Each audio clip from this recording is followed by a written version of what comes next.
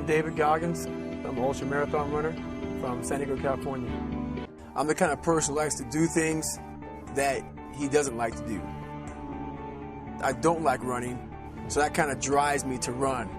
You got to do painful things.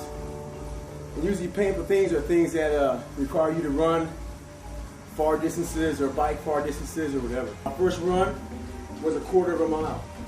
Every day I ran, I swam, I worked out, I did everything I could. Whenever I had free time, I was working out. And I lost 105 pounds in 2.5 months.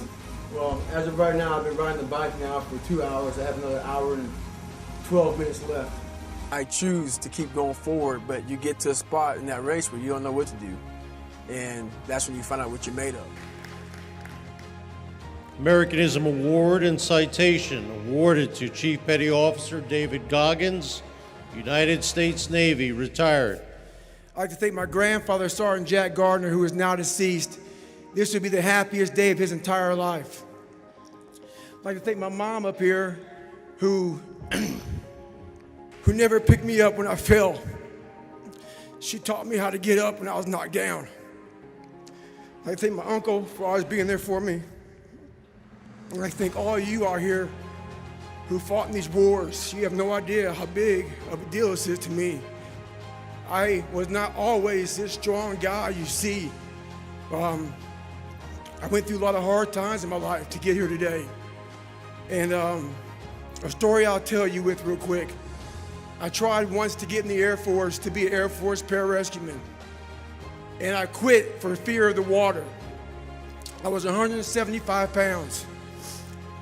I left the Air Force 4 years later at 300 pounds. I went from 175 to 300 pounds. There's a long story in there on how that came to be. But I sat around and read a book on the Medal of Honor. And those guys, all I wanted to be was an uncommon man. And my whole life, I was not that. Much worse than that. But I read stories about men like you, Doc, who had the courage to jump on grenades and stuff like that. So I came home one day from working at a job called Ecolab, where I sprayed for cockroaches. Made $1,000 a month, weighing 300 pounds. And I got home and I watched a show on Discovery Channel of guys carrying boats and logs, Navy SEAL training. And I decided to make a change in my life. And I called the recruiter up and he asked me these questions. You had to meet a certain age, like a certain height and weight limit. I was 6'1" and 300 pounds. He laughed at me. 7 other recruiters laughed at me. One recruiter finally said, "Come on in, I'm too busy to talk to you on the phone." He didn't know how much I weighed. I walked in the recruiter's office and he looked at me and he said, "You're fat and you're black." I said I want to be a Navy SEAL. I didn't know there'd only been 35 African American Navy SEALs at that time in over 70 years.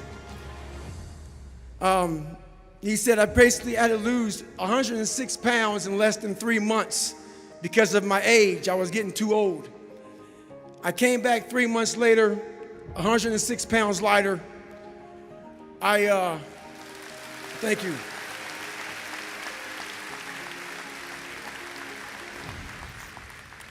And literally, I spent 18 months going through BUDS, which is a 6-month program.